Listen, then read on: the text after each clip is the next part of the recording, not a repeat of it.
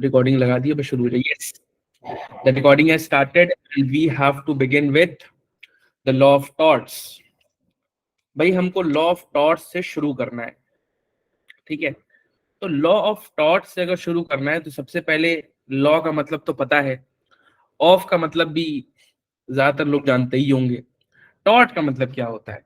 देखो, अब तक जितने भी कानून तुम लोग पढ़ते आए हो उसमें तुम्हें पता होता है कि लॉ ऑफ क्राइम्स है, तो अच्छा पता है, जिंदगी भर बचपने से सुन रहे हो, माँ बाप के मुंह से सुनते हो, सोसाइटी में दोस्तों के मुंह से सुनते हो कि भैया यहाँ पे क्राइम हो गया, यहाँ पे मर्डर हो गया, डकैती हो गई, छिनैती हो गई, बहुत सारी चीजें सुनते हो। लेकिन टॉर्ट कभी तुमने सुना नहीं होगा। टॉर्ट तुम पहली बार तभी सुनते हो जब तुम ये पढ़ाई करने आते हो कानूनी, ठीक है, जब तुमको वकालत करना होता है, जब तुम जजी करने आते हो, जज बनने आते हो। This is the first time when you hear the law of torts, except कि भाई तुम जज के लड़के हो या फिर वकील के लड़के हो सकता है तब सुने हो, ठीक है। इन जनरल पार्लेंस आदमी पहली बार सुनता है टॉर्ट्स तभी, क्योंकि टॉर्ट जो है वो इंग्लिश भाषा का लफ्ज है ही नहीं। This is not a word of English language. तो ये अडॉप्ट किया गया है, और अडॉप्ट करने का क्या मतलब है, इसका मतलब क्या होता है, और डिस्कस करते हैं। देखो, what is the meaning of the word tort? तो टॉर्ट को हम जनरली जब हम लीगल की भाषा में इस्तेमाल करते हैं ना, लॉ की भाषा में, तो हम टॉर्ट बोलते हैं। जनरली आम बोलचाल की भाषा में नहीं बोला जाता। जबकि क्राइम है, क्राइम लॉ में भी है, क्राइम नॉर्मल भाषा में भी है। लेकिन टॉर्ट क्या है? टॉर्ट सिर्फ लीगल भाषा में जब आप लॉ की पढ़ाई करते हो तभी आपको जानने को मिलता है, उसके बाद भी कोई वो नहीं होता। अच्छा, टॉर्ट का मतलब होता है टेढ़ा। टॉर्ट का मतलब वो क्या होता है? टेढ़ा। नाम से भी टी से टॉर्ट, टी से टेढ़ा, ट्विस्टेड जिसको इंग्लिश में कहते हैं। अच्छा, तुम लोग मूवीज देखते हो? मूवीज में विलन जो कहता है कि अच्छा, घी जो है सीधी उंगली से नहीं निकल रहा है, जब उसका कोई काम नहीं होता तो क्या कहता है? जब घी सीधी उंगली से ना निकले तो टेढ़ी उंगली से निकालना चाहिए। यही कहता है ना, कि जब घी सीधी उंगली से ना निकले तो टेढ़ी उंगली से निकालो। तो हर भाषा में आप देखोगे कि इस तरीके के फ्रेजेस होते हैं, मुहावरे होते हैं, जहां पे टेढ़ा जो रिफ्लेक्टिव होता है वो थोड़ा सा इस तरीके का होता है कि सही काम नहीं हो रहा है, ठीक है। नॉर्मली भी बोल देते हैं दैट्स टॉट। मतलब नॉर्मली क्या बोलते हो? नॉर्मली ये बोलते हो ना कि घी सीधी उंगली से ना निकले टेढ़ा कर लो। नॉर्मली टॉट तो नहीं बोलते हो। भाई अगर तुम लोग नॉर्मली टॉट बोल रहे हो फिर तो मैं तो एग्ज्यूम करूंगा कि यू गाइस आर नर्ड, तुम लोग सिर्फ पढ़ने वाले बच्चे हो। भाई टॉट हो गया वहां पे, ठीक है। तो टॉर्ट का मतलब क्या होता है? ट्विस्टेड, टेढ़ा, मुड़ा हुआ। और ट्विस्टेड, टेढ़ा, मुड़ा हुआ हर भाषा में इस चीज का रिफ्लेक्टिव होता है कि यार वो जो चीज है वो सही से नहीं हो रही, वो सीधे रास्ते पे नहीं चल रही, उसके लिए रास्ता भटक जाना, रास्ता अलग हो जाना, घी टेढ़ी उंगली से निकालना। तो टेढ़ा शब्द ही एक रिफ्लेक्टिव किस चीज का है? कि वो चीज सीधे तरीके से, सही तरीके से नहीं की गई है, गलत तरीके से की गई है, ठीक है। तो टॉर्ट का मैंने अभी तक बस टॉटम ट्विस्टेड बताना था, वैसे मैं तुम्हें कहानी छोटी सी सुना दी। इसका मतलब the equivalent word in English is wrong. तो अगर अंग्रेजी में आपको इसका मीनिंग देखना है तो करीब करीब सिमिलर कौन सी चीज होगी? रॉन्ग, गलत चीज आपने कर दी, भैया टॉर्ट कर दिया, ठीक है। चलो आगे बढ़ते हैं। और टॉर्ट का मतलब आपको समझ में आ गया कि हाँ यूसुफ सर, इसका क्या मतलब होता है? ट्विस्टेड, टेढ़ा, मुड़ा हुआ, ये सारी चीजें होती है। लेकिन भाई लॉ क्या होगा? टेढ़ा लॉ, लॉ ऑफ टॉर्ट्स का मतलब क्या? टेढ़ा लॉ। अभी भी हमें इससे मीनिंग क्लियर नहीं हो रहा है। मुड़ा हुआ लॉ, देखो हुआ क्या ना, लॉ ऑफ टॉर्ट आप देखोगे जनरली आपको शुरुआत में पढ़ाया जाता है, ठीक है। अगर आपका अजीब सा लॉ स्कूल है तो मैं नहीं कह सकता, लेकिन करिकुलम आपका हमेशा इस तरीके से होगा कि लॉ ऑफ टॉर्ट और लॉ ऑफ कॉन्ट्रैक्ट आपको हमेशा शुरुआत में पढ़ाएंगे। फर्स्ट ईयर में पढ़ा देते हैं, कहीं कहीं पे थर्ड सेमेस्टर तक ले जाते हैं। जो बच्चे क्लैट की प्रिपरेशन करते हैं उनको देखिए, उनके सिलेबस में दिस इज डिफाइंड कि लॉ ऑफ टॉर्ट जरूर होता है, लॉ ऑफ कॉन्ट्रैक्ट जरूर होता है। क्यों पता है? लॉ ऑफ टॉर्ट जो है ना, वो बेसिक बनाता है, बेसिक्स आपके बनाता है। लॉ ऑफ जो टॉर्ट है, लॉ ऑफ टॉर्ट और लॉ ऑफ कॉन्ट्रैक्ट, ये आपके बेसिक्स बनाता है। बेसिक बनाने का मतलब कि जितने भी क्राइम्स हैं, जितने भी क्राइम्स, अब तुम सोचोगे, अब जो लोग पढ़े हुए हैं वो अपने हिसाब से मत सोचना कि सर क्राइम अलग होता है, टॉर्ट अलग होता है। अभी कोरा कागज दो मुझे अपना दिमाग का, मुझे उस पर लिखने दो, ठीक है। क्या होता है कि बहुत सारे क्राइम है, बहुत सारे क्राइम। अब वो उनका जेनेसिस कहाँ से हुआ है, वो पैदा कहाँ से हुए। क्या सीधा हमारी लॉ बुक्स में लिख दिया गया कि डेफेमेशन ये चीज होगी, न्यूसेंस ये चीज होगी। भाई डेफेमेशन हमारे यहाँ क्राइम है, हम पढ़ते टॉर्ट में। तो टॉर्ट और क्राइम को अलग अलग करके मत देखना। ऐसी कोई भी गलत चीज जो हो रही है सोसाइटी में, उसके लिए हमने एक बुक बनाने की कोशिश की। हमने कोशिश की कि चलो भाई एक जगह कंपाइल करते हैं कि कौन सी चीज सही है, कौन सी चीज गलत है। पहले तो हम लोग पत्ते पहन के रहते थे, पहले तो हमें कुछ नहीं पता था। धीरे धीरे जब इंसानी दिमाग बढ़ने लगा, धीरे धीरे बहुत सारी चीजें जब होने लगी, तो हमने क्या कोशिश की, हमने लॉ एंड ऑर्डर बनाने की कोशिश की कि दुनिया में लॉ एंड ऑर्डर अच्छे से बन जाए। ठीक है। जब हमने लॉ एंड ऑर्डर बनाने की कोशिश की, तो भैया एक जज अपनी बात कह रहा है, दूसरा जज अपनी बात कह रहा है। तो फिर हमने क्या करने की कोशिश की, किताब लिखने की, कि इस किताब के अकॉर्डिंग जो होगा उसी को सही माना जाएगा। ठीक है। इस किताब में जो हमने लिख दिया है कि जो चीज सही है वो सही है, इस किताब में जो गलत है वो गलत। उससे वो सब्जेक्टिविटी खत्म हो जाती है कि ये बंदा कुछ और बोलेगा, वो बंदा कुछ और बोलेगा। तो इसी हिस्ट्री का, यही हिस्ट्री का ट्रूथ है, यही हिस्ट्री है कि भाई इस तरीके से एक बुक बनी। इसीलिए देखो लॉ ऑफ टॉर्ट में कोई तुम्हें इस तरीके का बेयर एक्ट नहीं मिलता, क्योंकि ऐसा कोई एक्ट नहीं है इनेक्टेड कि लॉ ऑफ टॉटल। फिर भी ये तुमको फर्स्ट सेमेस्टर, सेकंड सेमेस्टर या maximum third same second year में पढ़ाई देते हैं। क्योंकि ये जो लॉ होता है ना, ये तुम्हारे सारे लॉज का बेसिक्स बिल्ड करेगा। जब तुम लॉ ऑफ टॉट अगर अच्छे से पढ़ लिए, तो तुम्हें सारे लॉ पढ़ने में दिक्कत नहीं आएगी। लेकिन अगर सीधे तुम कूद गए कि सीआरपीसी पढ़ूंगा पहले, क्रिमिनल लॉ पढ़ूंगा और एविडेंस पढ़ूंगा, तो फिर तुमको दिक्कत होती है, तुमको समझ में नहीं आता है कि यार हिस्टोरिकल एसेंस क्या है, किस तरीके से ये जो है ऑफेंस ऑफेंस बना है, क्यों इसकी सजा ज्यादा है, क्यों इसकी सजा कम है। ठीक है। तो खैर ये थोड़ी बहुत कहानी थी लॉ ऑफ टॉर्ट की। तो जब पुराने जमाने में लोगों ने, बहुत बड़े थिंकर्स थे, सामंट थे, विनफील्ड थे, इन्होंने कोशिश की कि चलो भाई जितनी भी सोसाइटी की गलत चीजें हैं उनको हम एक किताब में लिखना शुरू करते हैं। ठीक है। क्या कोशिश की उन्होंने, कि जो सोसाइटी की गलत चीजें हैं उसको हम किताब में लिखना शुरू करते हैं। अच्छा, उन्होंने बता तो दिया कि इसका नाम जो है वो टॉर्ट होगा, टॉर्ट होगा। लेकिन जब टॉर्ट को डिफाइन करने आए, जब टॉर्ट का मतलब बताने आए, तो सब लोग फेल होने लगे। किसी को समझ ही नहीं आ रहा था कि भाई लिखे तो लिखे क्या। भाई गलत चीज है, बहुत सारी गलत चीज है, लेकिन जब लॉ बढ़ने लगा, आज के डेट में लॉ इतना एडवांस है कि क्रिमिनल लॉ अलग है, प्रॉपर्टी लॉ अलग है। आप टीपीए पढ़ते हो, आप कॉन्ट्रैक्ट पढ़ते हो, सेल ऑफ गुड्स पढ़ते हो, बहुत सारे नेगोशिएबल इंस्ट्रूमेंट्स पढ़ते हो। तो आज की डेट में लॉ का डिवीजन जो है बहुत ज्यादा क्लियर है, बहुत ज्यादा क्लियर है। कि भाई प्रॉपर्टी का मामला होगा, चलो प्रॉपर्टी लॉ में चला गया। कॉन्ट्रैक्ट का मामला होगा, बिजनेस का मामला होगा, तो कॉन्ट्रैक्ट एक्ट है, कंपनी लॉ है। बहुत सारे लॉ डिस्टिंक्शन बहुत क्लियर है। उस टाइम पे क्लियर नहीं था। इसलिए सामंट और विनफील्ड पुराने लोग हैं, इन्होंने डेफिनेशन देने की कोशिश की, लेकिन आज इनमें से एक भी डेफिनेशन पूरी तरीके से सही नहीं है। ठीक है। मैं आपको पढ़ाने जा रहा हूँ डेफिनेशन इन्होंने क्या क्या दी, टॉर्ट के बारे में क्या बोला। लेकिन आज कोई भी एक ऐसा बंदा नहीं है जिसको हम उठाएं और कहें कि भाई इसने एकदम परफेक्ट डेफिनेशन दे दी। क्योंकि बहुत मुश्किल है टॉर्ट की डेफिनेशन देना, बहुत मुश्किल है टॉर्ट की डेफिनेशन देना। भाई आप में से कोई योद्धा होगा तो बाद में दे देना। ठीक है। पुराने वाले नहीं दे पाए, मैं भी नहीं दे पाऊंगा। मैं आपको गलतियां जरूर निकाल दूंगा। ठीक है। कि भाई ये गलती है, इस वजह से ये परफेक्ट डेफिनेशन नहीं है। ठीक। अभी तक क्या सबको चीजें क्लियर हैं? मतलब देखो अभी तक तो मैं कहानी ही बता रहा हूँ कि चीजें हाँ ठीक ठाक चल रही हैं। तुम लोगों के दिमाग में बहुत तेज तो नहीं जा रहा मैं? बोलो। तो सामंत की डेफिनेशन से शुरू किया जाए कि भाई इस बंदे ने क्या बोला। देखो, अब सामंत की डेफिनेशन पढ़ते हैं। सबसे पहले तुमको डेफिनेशन पढ़ाने से पहले मैं एक चीज बताना चाहता हूँ कि कोई भी क्रिमिनल, कोई भी अगर सोसाइटी में गलत चीज हो रही है, तो वो सोसाइटी में जो गलत चीज हो रही है उसको दो तरीके से बांटा जा सकता है। ठीक है। अगर सोसाइटी में कोई भी गलत चीज हो रही है, गलत काम हो रहा है, तो उसको दो डिविजन्स में बांटा जा सकता है। सबसे पहला, कि भाई वो जो चीज है वो इतनी ज्यादा गलत है कि जो बंदा, जिस बंदे ने वो काम किया है, वो सोसाइटी में रहने के लायक ही नहीं है। उसने ऐसा काम कर दिया है कि वो सोसाइटी में रहने के लायक नहीं है। भले उसने एक आदमी का मर्डर किया, भले उसने एक आदमी का रेप किया, लेकिन वो इतना गंदा काम है, उसने इतना खराब काम किया है कि वो सोसाइटी में रहने के लायक नहीं है, तो हम उसको जनरली ना क्रिमिनल लॉ में ले लेते हैं।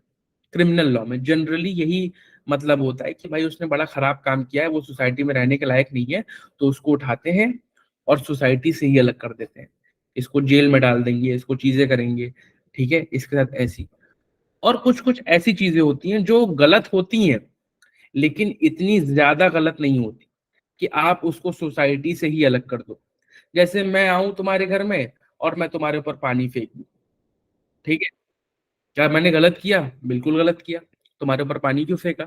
लेकिन क्या ये सही होगा कि उस पानी फेंकने के लिए मुझे लोग कह दे कि भाई ये बंदा सोसाइटी में रहने के लायक ही नहीं है, इसको सोसाइटी से निकाल के फेंक दो? क्या ये सही होगा बताओ? मैंने तुम्हारे ऊपर पानी फेंका और फिर तुमने बोला कि ये इस बंदे को सोसाइटी से ही निकाल देते हैं। तो ये चीज जो होती है, इसमें क्या होगा, देखो गलत तो हुआ है, ठीक है, गलत तो हुआ है, लेकिन क्या होगा, सोसाइटी से ही नहीं निकाल के फेंक देंगे कि चलो भाई सोसाइटी से ही निकाल दो, चीजें इसके खिलाफ कर दो, ठीक है। तो बेसिक बेसिक डिफरेंस जो है वो सिविल रॉन्ग का और क्रिमिनल रॉन्ग का इसी तरीके से आता है। हाँ, ऐसा नहीं है कि सिविल रॉन्ग और क्रिमिनल रॉन्ग बिल्कुल आप अलग कर सकते हो। बहुत सारी ऐसी चीजें हैं, बहुत सारी ऐसी चीजें जो मैं आपको सिविल में भी पढ़ा सकता हूँ, क्रिमिनल में भी पढ़ा सकता हूँ। Defamation for example, defamation for example, कि भाई डेफेमेशन में क्या होता है, वो आज की डेट में अपने यहाँ कोई लॉ ऑफ टॉर्ट्स है क्या? आज की डेट में अपने यहाँ कोई एक्ट है जिसका नाम लॉ ऑफ टॉर्ट्स है? ये बताओ, तुम लोग कभी ऐसा कोई एक्ट सुने कि लॉ ऑफ टॉर्ट्स हो? ऐसा कोई एक्ट नहीं है, ऐसा कोई एक्ट नहीं है, पता है। जब लॉ कॉलेजेस में रैगिंग होती है, ठीक है, तो उसमें क्या होता है कि बोला जाता है कि जाओ लॉ ऑफ टॉर्ट्स की बैराक खरीद के लाओ। तो नए नए बच्चे होते हैं बेचारे, फर्स्ट सेमेस्टर के आए होते हैं और जाके ढूंढते होते हैं कि भैया लॉ ऑफ टॉर्ट्स की बैराक दे दीजिए। अब दुकान वाले को भी उतना नहीं पता, जितनी किताब उसके पास आती है उसको पता होता है, जितनी किताब नहीं आती उसको पता ही नहीं है। तो बच्चे परेशान होते रहते हैं कि भैया लॉ ऑफ टॉर्ट्स की बैराक, लॉ ऑफ टॉर्ट्स की बैराक, मिलती नहीं उनको। तो वो वाले बच्चे मत बन जाना, ठीक है। लॉ ऑफ टॉर्ट्स की कोई बैराक नहीं होती है, लॉ ऑफ टॉर्ट्स को हमें पढ़ाया जाता है ताकि हम उसका एक एक फाउंडेशन डेवलप कर सकें। लॉ क्या चीज है, लॉ को हम किस तरीके से पढ़ें, लॉ है क्या, ठीक है। तो लॉ ऑफ टॉर्ट्स पे काफी बात हो गई, बहस क्या हुई, काफी बात हुई। अब मैं डेफिनेशन आपको पढ़ाता हूँ कि क्या चीज होती है। अभी बिल्कुल मैं आपको साथ एक बहुत ही वो बेसिक लेवल की वो कर रहा हूँ, बहुत ही बेसिक लेवल की चीजें कर रहा हूँ, ठीक है, बहुत बेसिक लेवल की बातें कर रहा हूँ। धीरे धीरे अपन एडवांस लेवल पे आएंगे। चलो, सामन ने क्या डेफिनेशन दी, tort is a civil wrong, यानी टॉर्ट जो है वो सिविल रॉन्ग है। सिविल रॉन्ग का मतलब क्या है कि इसमें ऐसा कोई आपको जाके जेल में पीछे नहीं ढकेल देंगे कि जाओ तुम सोसाइटी में रहने के लायक ही नहीं हो, तुम बड़े खराब आदमी हो, तुम तो बेकार आदमी हो। तो उसमें आपको tort is a civil wrong, ठीक है। सिविल रॉन्ग मतलब गलत चीज है लेकिन उतनी ज्यादा गलत नहीं है। सबसे पहली चीज, tort is a civil wrong. Second, for which the remedy is a common law action for unliquidated damages. बाप रे बाप, इसमें तो काफी सारी चीजें आ गई। For which the remedy is a common law action for unliquidated damages. ये बोल रहा है कि tort is a civil wrong, कि भाई सामने वाले ने गलती तो कर दी, भले सिविल रॉन्ग किया, भले छोटा गलत काम किया, सामने वाले के पास, सामने वाला पागल आदमी था, बड़ा गलत काम भी कर सकता था, छोटा गलत काम भी कर सकता था, उसने छोटा गलत काम किया। तो आपके पास क्या रेमेडी है, आपके पास क्या उपचार है, आप क्या कर सकते हो? आप उसके खिलाफ एक्शन ले सकते हो, मुकदमा कर सकते हो, ठीक है, आप उसके खिलाफ एक्शन ले सकते हो। ये लिखा है ना, for which the remedy is a common law action. इसका मतलब क्या है, for which the remedy is common law action का मतलब क्या, आप उसके खिलाफ एक्शन ले सकते हो, आप उसके खिलाफ कोर्ट में जा सकते हो, सूट फाइल कर सकते हो। कॉमन लॉ एक्शन किस चीज का, किस चीज का, फॉर अनलिक्विडेटेड डैमेजेस, ठीक है। आप उसको जेल नहीं भिजवा सकते, आप उसको ये नहीं कह सकते कि जज साहब इसको जो है ना सूली पर टांग दीजिए क्योंकि इसने मेरे ऊपर पानी फेंक दिया है, क्योंकि इसने जो है मेरा डेफेमेशन कर दिया है, क्योंकि इसने मेरे जो है कॉपी फाड़ दी। तो एक काम करिए, इसको सूली पे टांग दीजिए, क्योंकि वो मेरी कॉपी बड़ी इंपॉर्टेंट थी। ऐसा नहीं कह सकते आप सिर्फ यही कह सकते हो कि जज साहब देखो मेरा इतना नुकसान हो गया है, अब उसकी भरपाई मुझे चाहिए। और जज साहब भी उसमें कुछ नहीं कर सकते, जितना नुकसान हुआ होगा उसको कैलकुलेट करके आपको नुकसान की भरपाई कर देंगे। लेकिन इसमें एक चीज गड़ रही होगी कुछ लोगों को, व्हाट इज अनलिक्विडेटेड डैमेजेस का मतलब देखो नुकसान नहीं होता, डैमेजेस का मतलब होता है पैसा, डैमेज का मतलब नुकसान होता है। जैसे मैं तुमको डैमेज कॉस्ट, तो डैमेज का मतलब क्या होता है, डैमेज का मतलब नुकसान, और डैमेजेस का मतलब क्या होता है, कॉम्पेंसेशन, पैसा। ठीक है।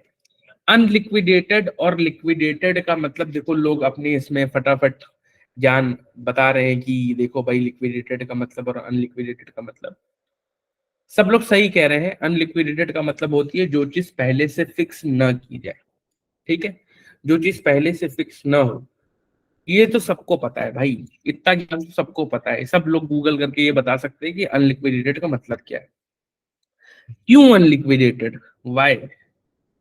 The crucial point of law is कि ये मत जानो कि भाई लॉ है क्या, ये जानो कि लॉ क्यों है, अनलिक्विडेटेड क्यों होता है। देखो फॉर एग्जाम्पल बहुत सिंपल है, मान लो मैं तुम्हारे यहाँ गया, ठीक है, मैं तुम्हारे यहाँ गया और बढ़िया खाने के लिए बैठा, तुमने मुझे बुलाया था डिनर पे।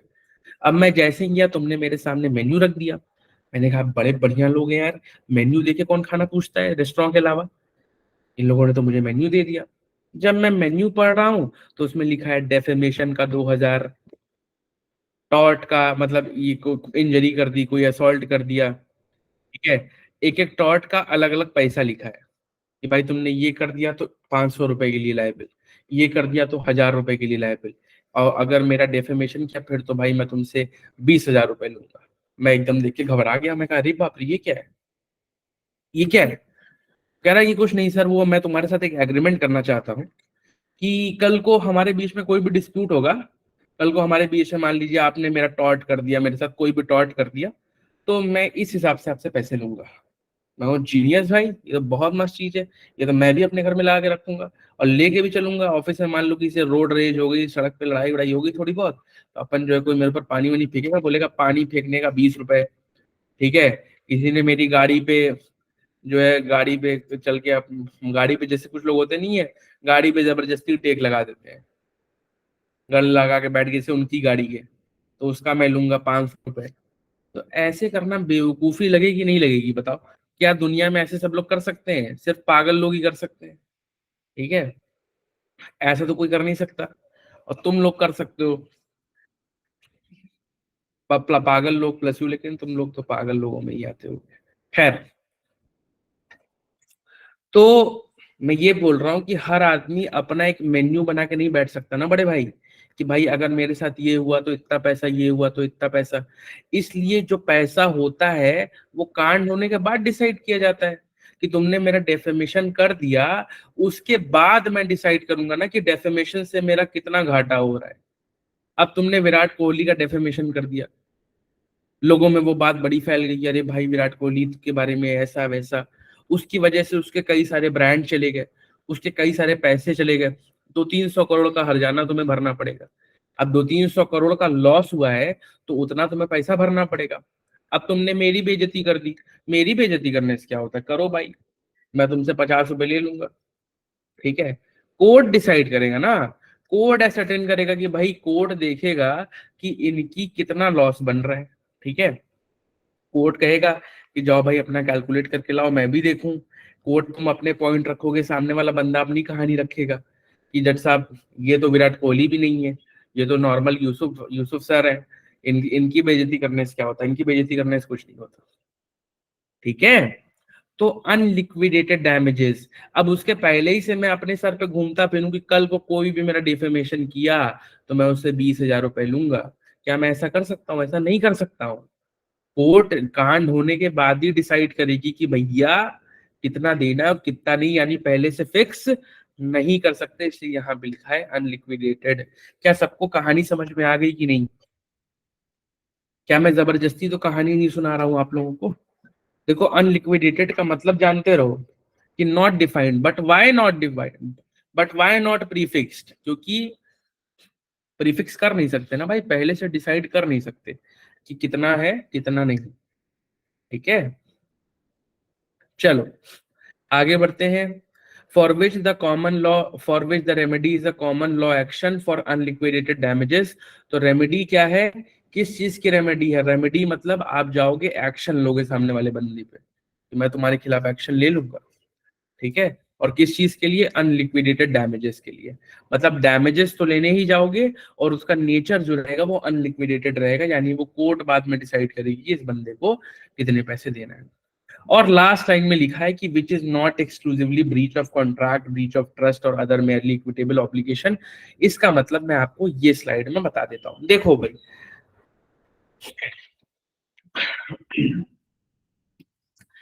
इन्होंने बोला था शुरुआत में ही कि tort is a civil wrong. ठीक है, अब सिविल रॉन्ग में ये मैंने बोला था कि सिविल रॉन्ग में पीछे पकड़ के जेल में नहीं ठूस देंगे तुमको उठा के। अब जिन लोगों ने ज्यादा पढ़ लिया उन लोग कहेंगे सर ये एक्सेप्शन है, सर यहाँ पे ऐसे होता है, वहां पे ऐसे होता है, एनआईए एक्ट भी तो बताइए, वो उसमें पूरी सिविल प्रोसीडिंग है, criminal। कुछ मत सोचो अभी। ठीक है, जितना पढ़ा रहा हूँ, जब लॉ जानोगे उसके बाद मुझे एक्सेप्शन गिराना।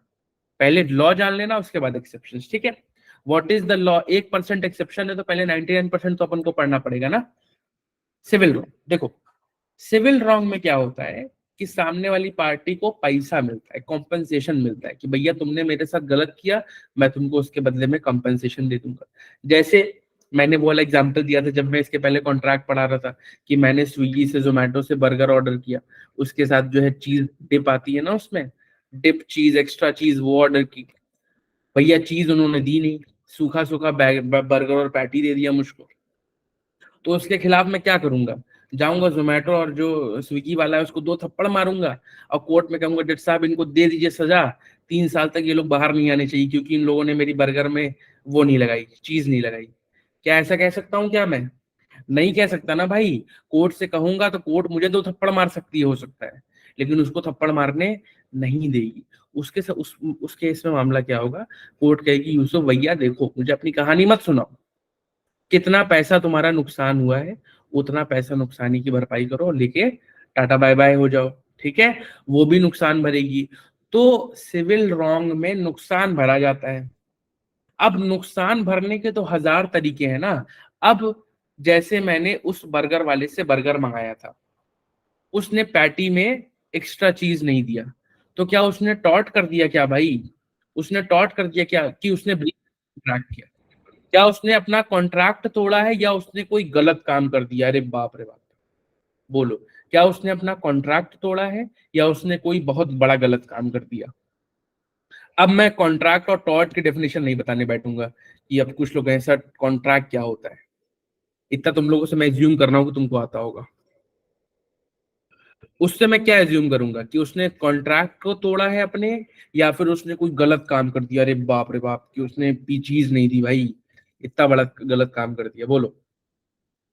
देखो जितने नए बच्चे, जितने बच्चे हैं ना, ज्यादातर लिखने की कोशिश करो। I see that only the old people are writing. Old मतलब पुरानी एज में नहीं, बुजुर्ग लोग नहीं। ऐसा नहीं है वो उनको तुम बेचारे बच्चों को बुजुर्ग समझ लो। These are not old people. Old in the sense कि भाई ये पुराने पढ़ने वाले बच्चे हैं। ठीक है, चलो खैर। तो इसमें क्या हुआ है, ब्रीच ऑफ कॉन्ट्रैक्ट होता है तो उसमें भी पैसा देना पड़ता है।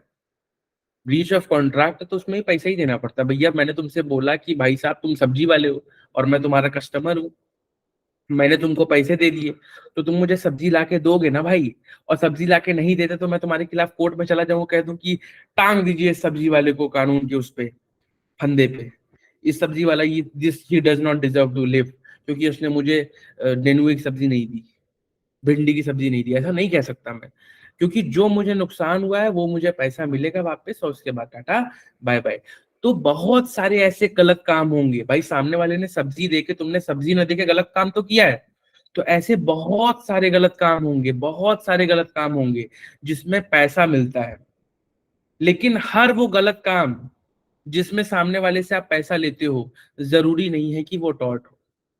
फिर से सुनो, फिर से सुनो, बहुत सारे ऐसे गलत काम हैं या ऐसे काम है जिसमें बंदा अगर काम ना करे तो उसको पैसे देना पड़ता है, जैसे सब्जी वाला। मैंने गया, मैं सब्जी वाले को पैसा दे दिया, मैं बोला कि भाई कल मेरे घर सब्जी पहुंचा देना सुबह फ्रेश फ्रेश। तुम सब्जी लेके नहीं आए, तुमने गलत काम किया कि नहीं किया? बिल्कुल किया।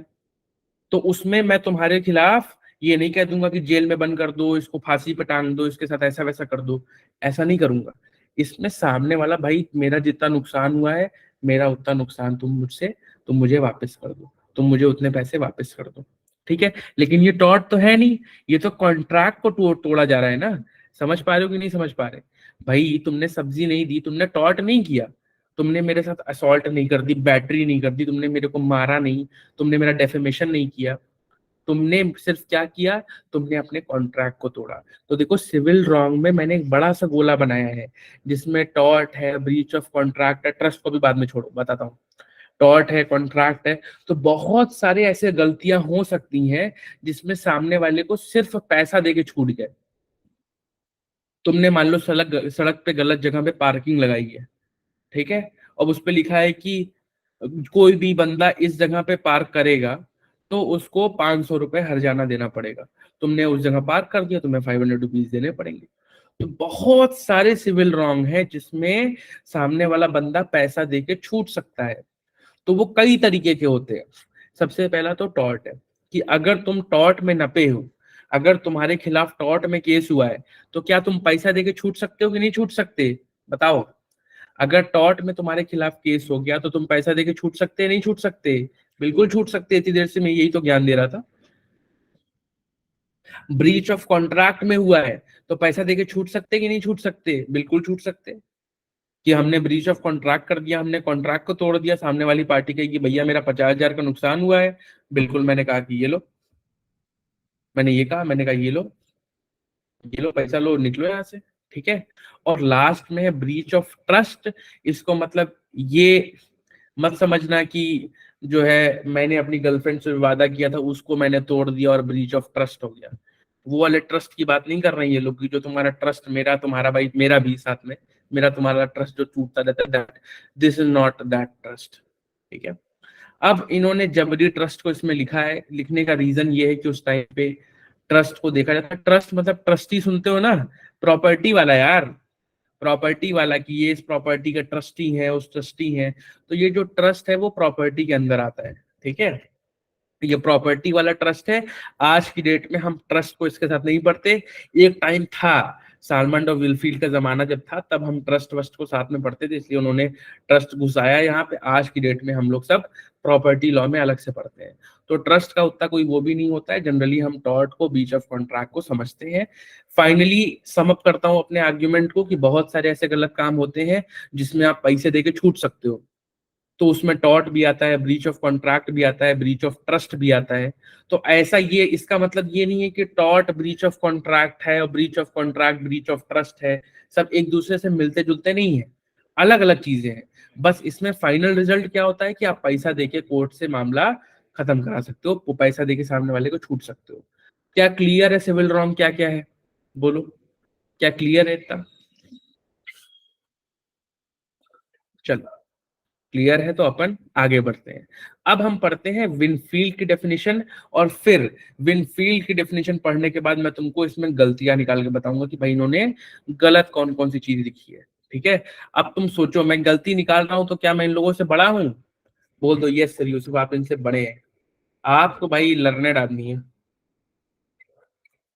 बोलो, अगर मैं गलतियां इनकी निकाल रहा हूं तो क्या मैं इनसे बड़ा हूं? और एक भी गधा नहीं निकल रहा है। अच्छा यस सर लिख रहे हैं बच्चे। अरे मैं इनसे बड़ा नहीं हूँ गधा। क्या होता है ना, गलती निकालने वाले बड़े नहीं होते हैं। ये हम लोगों को सीख जाना चाहिए अब तक। जैसे कोई नई नई शादी करके आता है तो जो लड़के की फैमिली वाले होते हैं ना, उसकी पुप्पी उप्पी बुआ हुआ खूब गलती निकालती, भाई कह रही ये तो ऐसी लड़की है, ये तो वैसी है, ये तो बेकार है बिल्कुल। तो क्या बेकार होती है क्या वो? बेकार थोड़ी होती है यार, ऐसे मत कहना। ठीक है। तो गलती निकालने वाला हमेशा बड़ा नहीं होता। उसी तरीके से मैं यहाँ बड़ा नहीं हूँ। ठीक है। मतलब उसी तरीके की मेयरली इक्विटेबल ऑब्लिगेशन, मतलब उसी तरीके की चीजें। ठीक है। तो सिविल रॉन्ग में बहुत सारी चीजें आती हैं जिसमें ये सारी चीजें भी आती हैं। चलो विनफील्ड की डेफिनेशन अपन पढ़ते हैं। विनफील्ड क्या है? विनफील्ड भाई साहब क्या बोल रहे हैं?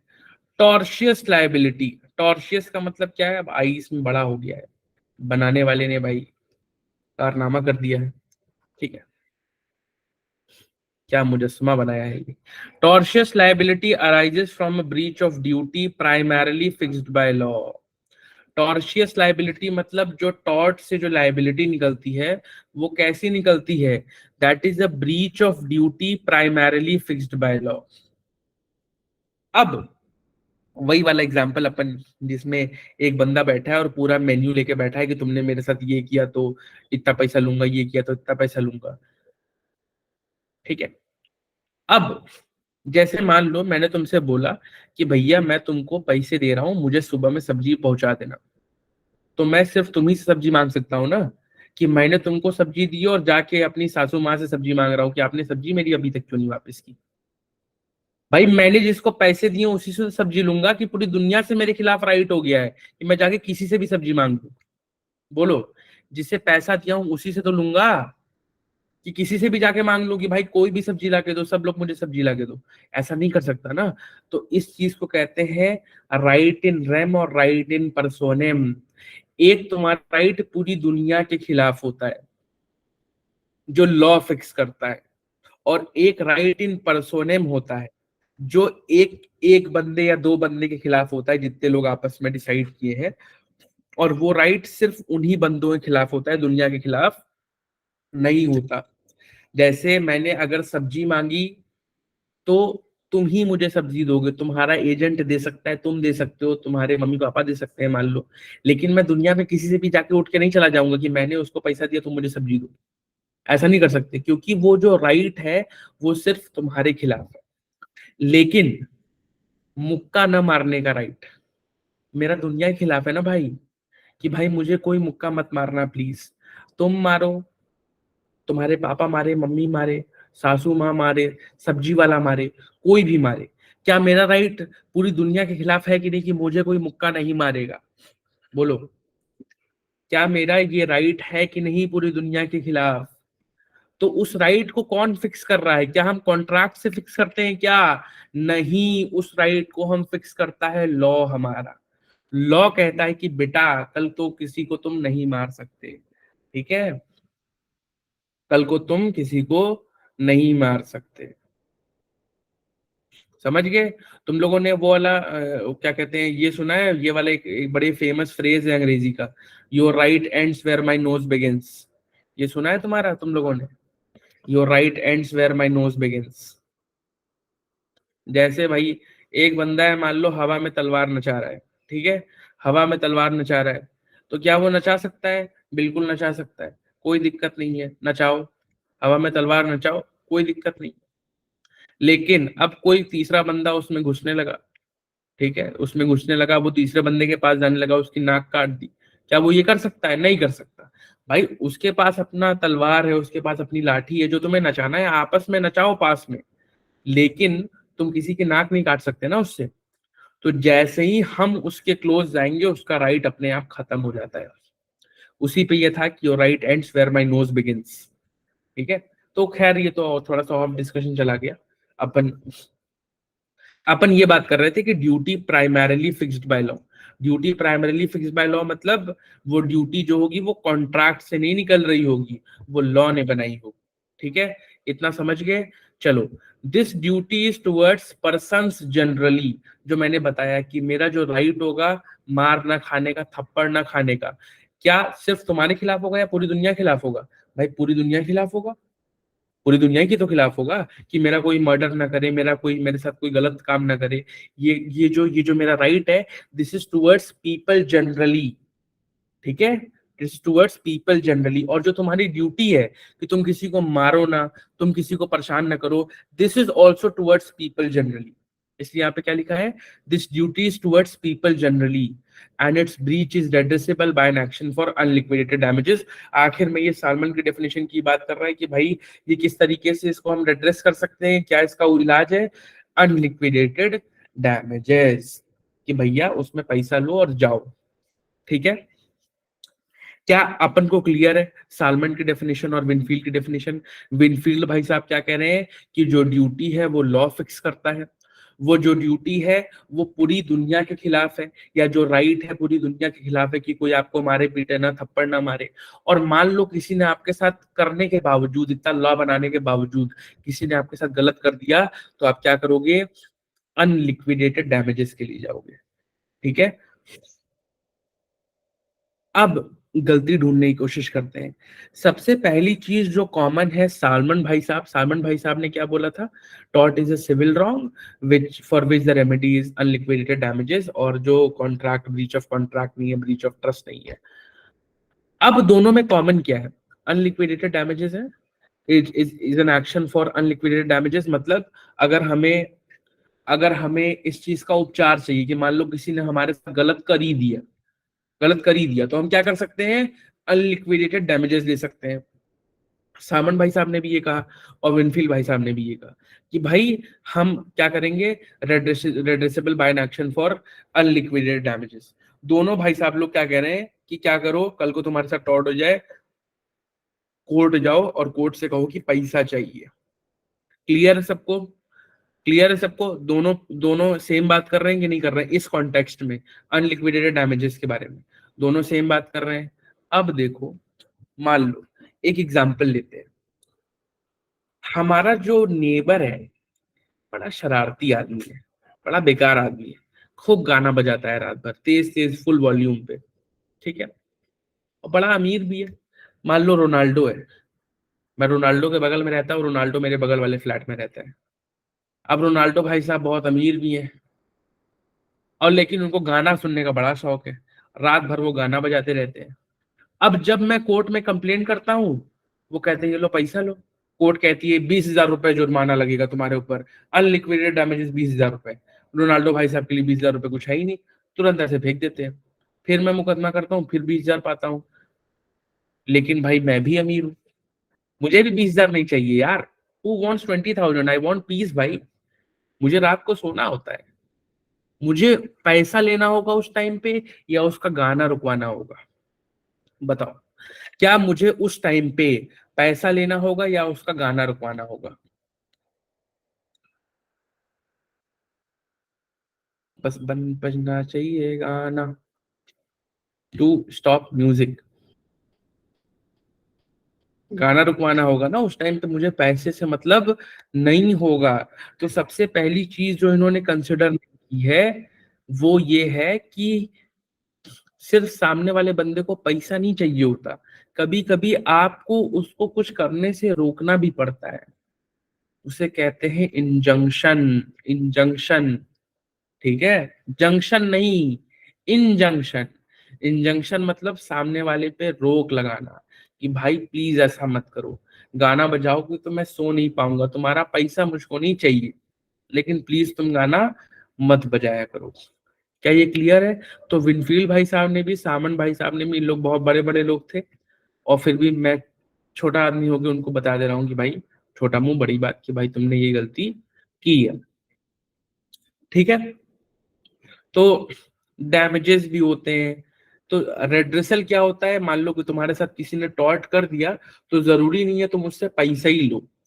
तुम ये भी कह सकते हो कि भाई आगे से मत करना, कोर्ट से एक ऑर्डर ले आओ कि सुनो, उस बार तो तुमने कर दिया, पैसे वैसे छोड़ो, आगे से मत करना। बस मैं तुमसे इतना चाहता हूँ कि ठीक है, आगे से मत करना। कभी कभी क्या होता है कि